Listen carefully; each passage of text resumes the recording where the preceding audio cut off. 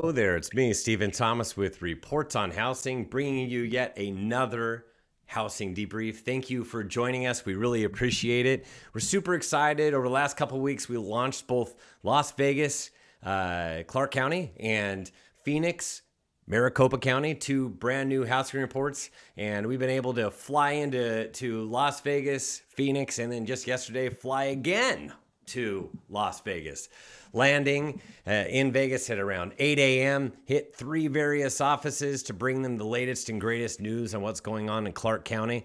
And then was able to get back on an airplane at 8 o'clock and be at home so that we could bring you this housing debrief. So this week, we're going to focus on a quick housing market update. A lot of times I spend a little bit of time up at the front of these videos and talk about what's the latest and greatest and then dive into something else. But this time we're just going to dive into what's really going on in the housing market right now that we're hitting the spring market. And that's where we're at. We're at the spring market right now. We're actually at the very tail end of it. So spring begins right around mid-March. And I'm not the way that the real estate seasons work don't really jive completely with the seasons, the actual seasons that Mother Nature takes care of for us. Rather, it is definitely it's around the second week of March, right around March 15th, and then it goes all the way till the end of May. Some markets go a little bit further into June, but it really depends upon when those kids get out of school. In my neck of the woods and in my house, our kids get off at the very end of May. As a matter of fact, next week.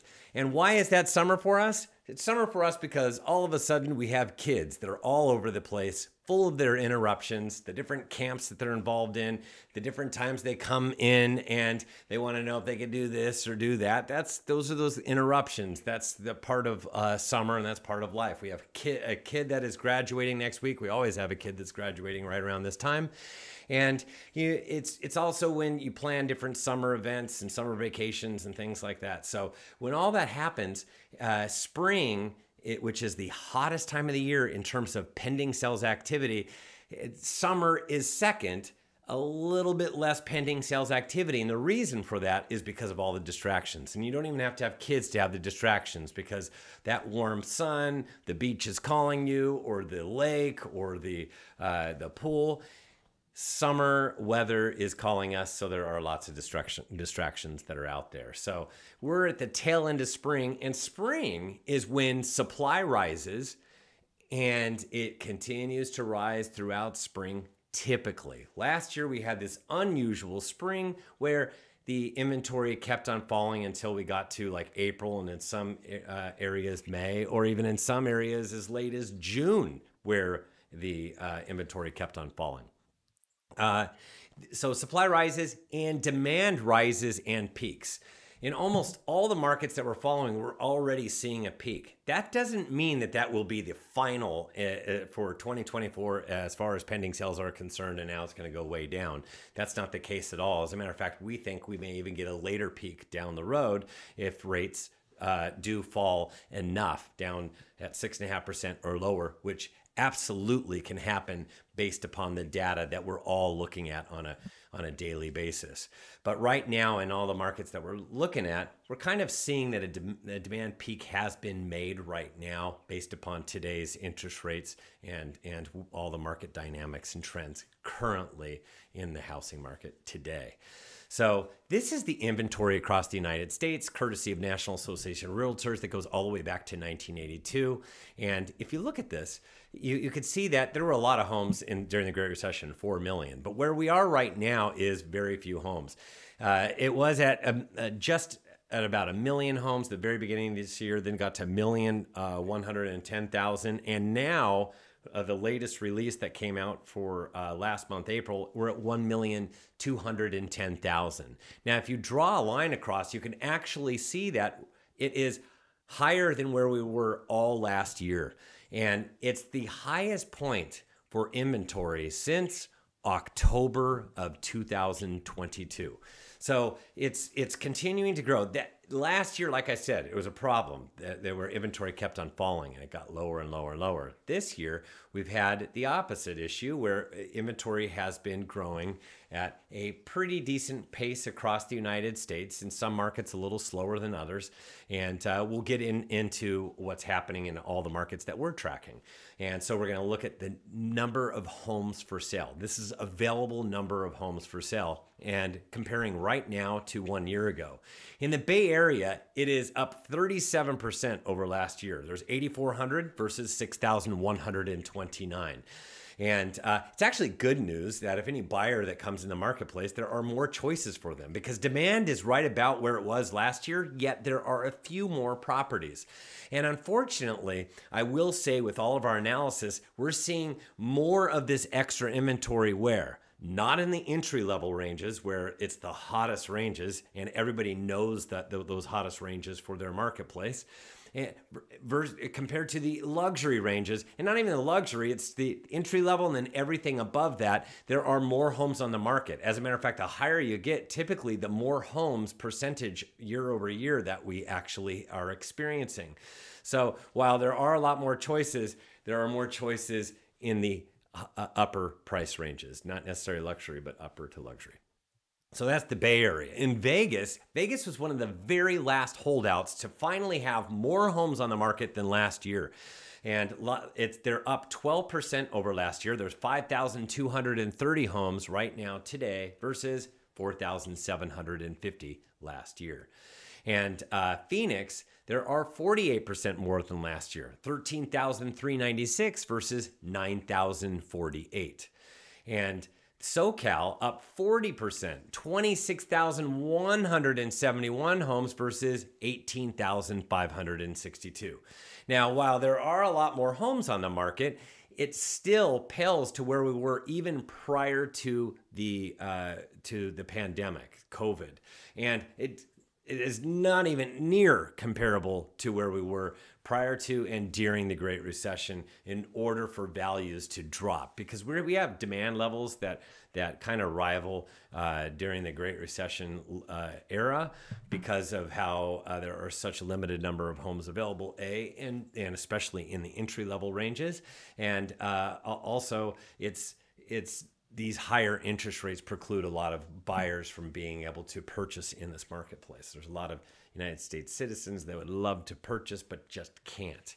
And talk to lots of millennials and Gen Z who find it very, very difficult to purchase right now. And this is the United States Pending Home Sales Index, also brought to you by National Association of Realtors. And this is just a gauge of where we are at on a monthly basis. And if you look at this, what I'm pointing to right here is the right-hand side. And so I'll zoom in and let you see it. Where we're at is very, very similar. It's actually slightly less than last year at this time. So slightly less, yet we're closing just about the same number of transactions year over year from January through April. And the reason that, even though it's a little bit less the pending sales so far this year, it's the same, is because when homes are going into pending sales status, after becoming an active listing, the closing ratio is higher. There aren't as many that are falling out and going back on the market as there were last year at the beginning of 2023. That later changed. So year over year, if we don't get these pending sales up year over year, it'll actually be less. But that's not where we think things are absolutely going. So let me talk about what's going on in the various regions that we are right now crunching the data for, and where is demand at right now. For us, we refer to demand as the last 30 days of pending sales activity. And the Bay Area is actually up 4%. From last year, 4,156 versus 4,007. Sounds very, very similar. As a matter of fact, from week to week, as we're looking at this, sometimes it's a little bit higher, sometimes it's a little bit lower. In a lot of areas that we're tracking, it's actually pretty similar when you're looking at it. So sometimes up, sometimes down. So very similar year over year data. Las Vegas is down 4%, 2732 versus 2857. So also pretty close. Phoenix is down 8%, 5,728 versus 6,241. And SoCal is down 2%, 11,421 versus 11,645. You can't tell that demand difference. It just feels like almost the same as last year, but you can feel the inventory difference when there's 38% more homes available than just a year ago. So when you have more homes on the market, yet very, very similar demand, there are more opportunities. So there are more homes that are sitting. It feels a little bit different out there. So the speed of the market's actually a little bit slower because there are more homes and yet the same amount of activity as last year, pending sales activity.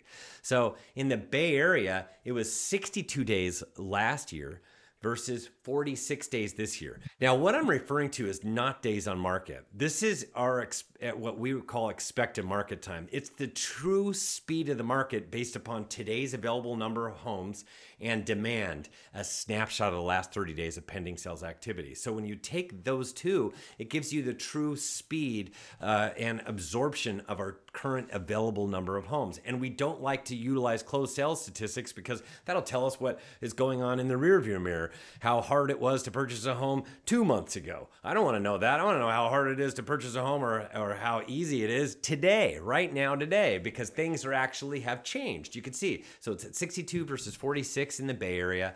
In Las Vegas, it's 57 days today versus 50 days. Not a big change, but it's a trend that we've seen that's actually, it's slowing a little bit faster right now than it was last year. So what you're seeing is the spreads is going to get higher and higher in Las Vegas.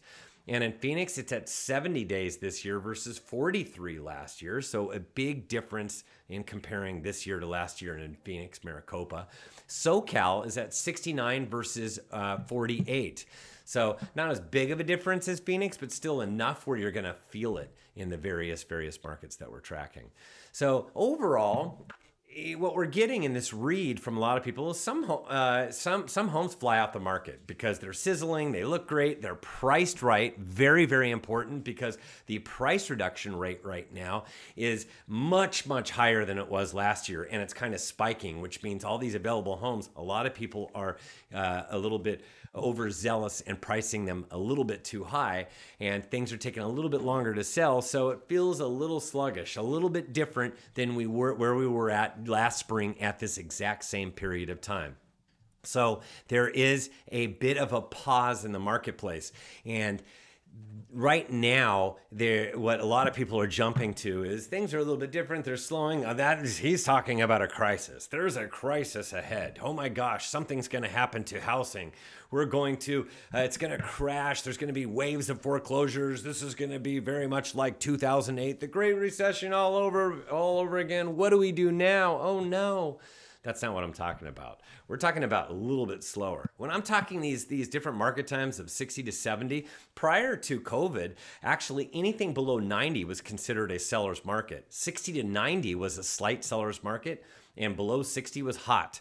Now, most markets are like right around that hot marketplace right now, but now there's this countering factor of high rates. So it's actually squeezed what I've just referred to as what becomes a seller's market. But if you want to compare it to like Great Recession, we had over a 400-day expected market time in 2007. And this was across the United States. It would take a year to sell all the homes. And that is where if you have that much inventory and sluggish demand, what's going to happen? Our values are going to crater. We're not talking about that. We're just slowing down a little bit compared to how hot everything was last spring. It was actually a bit too hot, almost unhealthy in many, many markets. So that's not what we're alluding to. Instead, there's been a shift in the marketplace. There's been a shift from what we experienced last year, and that shift partly has to do with we've been hovering right around 7%. We need to bring those rates down. What's going to bring those rates down? The job market cooling a bit, which is what we got for the reads at the beginning of this month for April. We're going to get those same reads the first week of June, which is not next week, but the following week is another jobs week.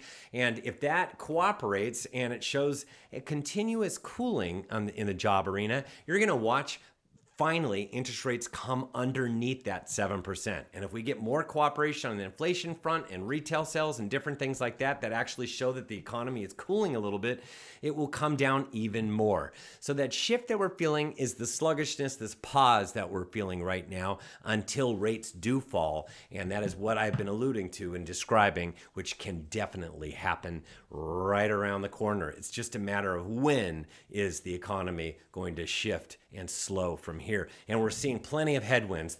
There are more and more headwinds that we're tracking on a monthly basis. So it's coming. It's just we don't know exactly when it's going to come. So go to reportsonhousing.com. Check out all of the different subscriptions that we have for every other week. Housing Report, Maricopa, Clark County, Bay Area, all of SoCal, including Ventura. So we're all throughout all these different regions bringing housing reports. And the most recent one that came out is called More Choices. There are more choices. There are actually more homes coming on the market this year versus last year, even though rates have been stubbornly right at 7%. People are just getting tired of waiting, and there are more sellers, homeowners that are coming on than there were last year. But it's still far off from where we were prior to COVID. But it's a step in the right direction. It's a green shoot for this marketplace. And if you want to subscribe to one of our housing reports, utilize the coupon code PAUSE for a free month. And I would just encourage everybody, if you like the content you're seeing, please subscribe to our channel, like what you see. If we haven't covered something that you would like to see covered, put them in the comment section. We'd be more than happy to cover what you are seeing in the trenches and we're not yet answering. So appreciate it. Hope everybody has a fantastic finish to their week, and we will see you on the